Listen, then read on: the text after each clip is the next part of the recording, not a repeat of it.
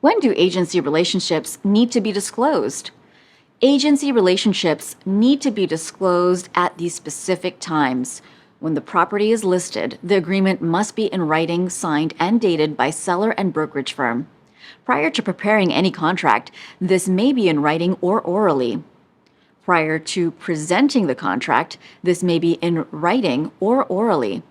Confirmed in writing on the sales contract. Why do agency relationships need to be disclosed? An agency relationship should be disclosed because agency may be implied by the actions of a licensee.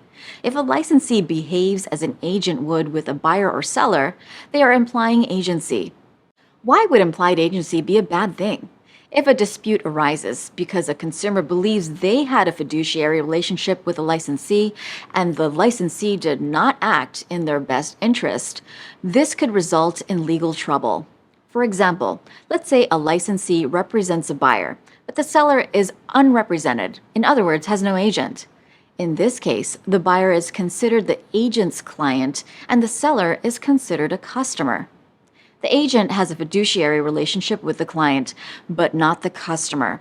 Implying agency with a customer could result in a lawsuit if something goes wrong in the transaction. How do agency relationships end?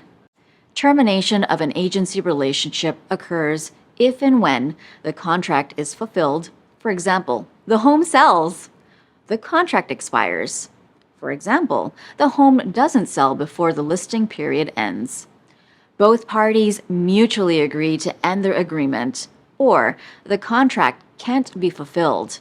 This may happen if the property is destroyed or legally condemned, the principal or agent dies, or is incapacitated. One or both parties breach the contract, or the principal declares bankruptcy.